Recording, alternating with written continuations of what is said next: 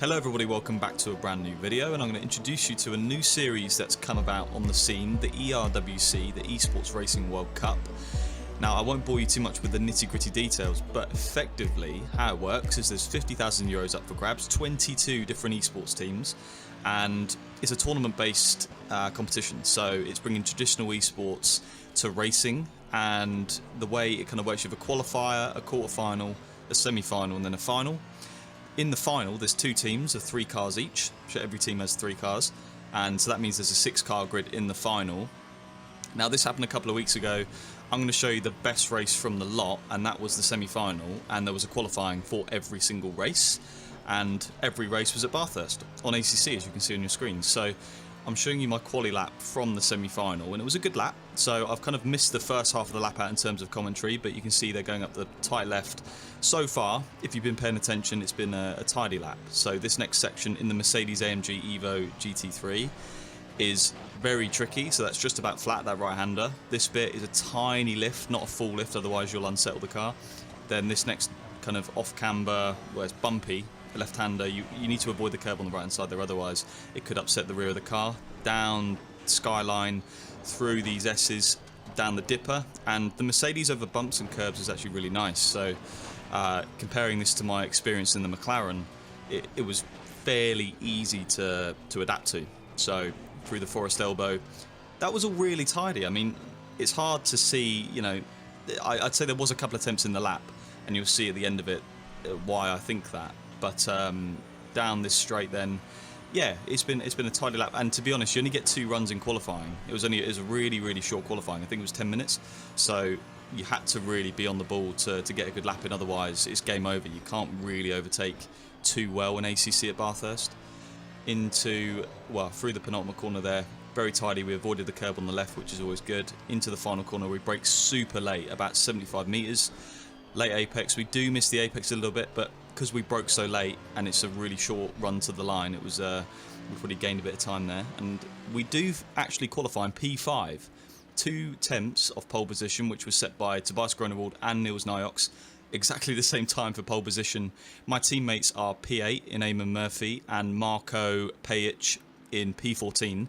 It's worth saying as well, this was the semi-final, so the top 2 teams go through to the final, and the top 2 cars from each team, that's what counts. So the third driver, so Marco in this instance, wouldn't score any points for us. So the way it stands at the moment, going into the race start, is it's me and Murphy. We have to get the results to ensure we're in the top 2 teams point-wise to go through to the final. So we always know that race starts at Bathurst are very sketchy, very dangerous. I have a very bad history of Bathurst as well. I really like the track to drive, but my racing has always gone fairly badly, so I'm looking to change that. Into turn 1 then, we are going to stick it in the inside. We do hug the inside just to defend from Enzo Benito there.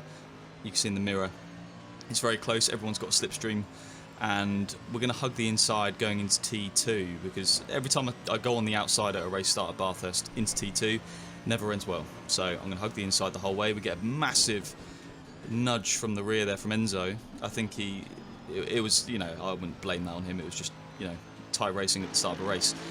On board with Murphy then, who's a bit further down the pack. I think he dropped a place there down to P9, or he might be still P8. I think he's P9. So we're in the mix. I'd say the way it stands currently, we wouldn't go through to the final. I think there's, if we look at it, Unicorns of Love and BS Competition probably would go through, or maybe RAG with Dennis Schoeniger. I mean, look at the grid on the left-hand side, those names. Unreal grid. Some of the very best on ACC, give or take a few names, but really competitive grid. And this was a new experience for me in the sense that I've never really sweated a car apart from the McLaren, so I had to get my head around the setup and try and make it work. And to be honest, we did a decent job, but I won't spoil it too much. So still on lap 1, well no, I think we're on lap 2, going down the back straight, and you can see that the leaders, Niels and Tobias, are battling very hard. Dennis is behind, and I'm also behind, ready to kind of take advantage of any mistakes that are made. And this is good. This is good for me, because the way it stands at the moment, we're not going to go through to the final, so we need something to happen.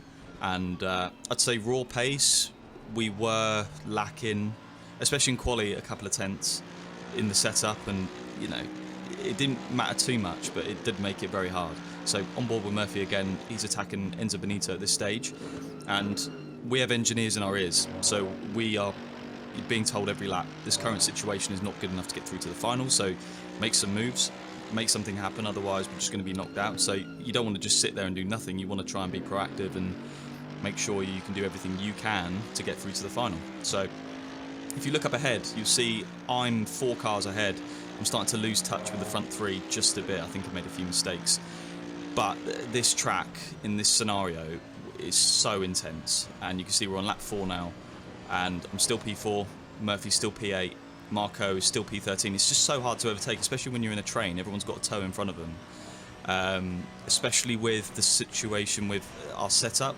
You know, I think we were struggling a little bit for raw pace, so you had to kind of overdrive a little bit to match these guys, and it's just so intense. I've always, with Bathurst, had an incident where usually in the mountain where I've hit a wall or, you know, spun down the skyline bit, or it's always gone really badly. So I really wanted to make amends, and it's worth saying as well that the quarter-final, the semi-final, every race was done at Bathurst. So we were well practiced in that sense. So you can see in front, Dennis and Tobias are battling very hard. 2 different teams, Unicorns of Love and RHG. You can see Dennis goes on the inside here, hits a bump, the car loses control, takes out Tobias Gronewald, and we got the inside and gained 2 positions, which, I mean, how fortunate was that? I mean, very unlucky for Dennis. He hit a bump, you can see the car completely lost control. Tobias would be fuming, I think we all would, but that is racing, unfortunately, sometimes, especially at this level when you're on the limit pretty much every corner of every lap. Murphy, if we look at a replay, basically, from Murphy's point of view, he's battling with, what car is that on the right hand side? I think that might be Schmolier and Benito in front of him. He's been boxed in, but he's got the inside for the next corner. And the very tricky thing here for Murphy is he can't really see the braking board, so he's got to guess that. But you can see Tobias and Dennis go off in front of him. He actually makes the move on Schmolier as well, so he moves up 3 positions.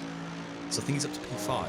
He's got to defend. You can see he's got to defend from Schmolier here going into the final corner. He brakes super late and does hold the position. So I'm now P2, Murphy now P5. The way it is now, we are going to go through to the final. And that was a massive moment, you know, from us going out to us going through into the final. And not only that, we, in this current situation, would win the semi-final on points as a team. So big stuff. Really, really good stuff, especially with a competition that's got a prize pool of €50,000. That's very good. And then going into the final lap, I've got Michi Tauscher for Unicorns of Love on my gearbox, and he was on my gearbox for a couple of laps, but in this final lap he really put the pressure on. You can see 3 tenths behind.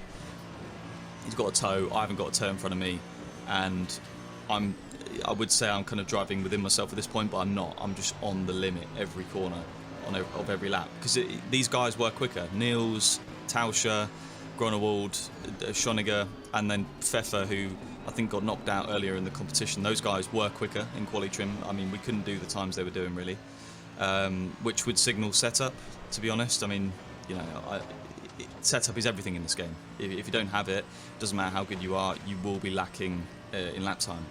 So we do have a bit of work to do with the Mercedes if we ever use it again. But we're in the mix, and that's the most important thing. We can still get really good results with the setup we do have.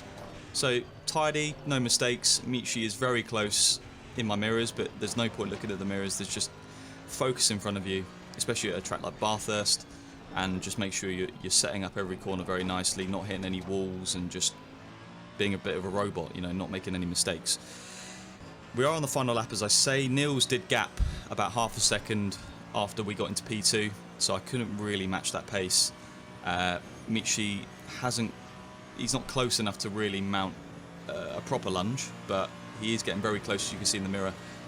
I'm going to brake on the inside just to stop him going for a move, because at this point I think Unicorns of Love were out due to post-race penalties. They actually did go through, and then into the final corner we're defending. Michi doesn't actually go for a move, he backs out there halfway down the straight going into the final corner.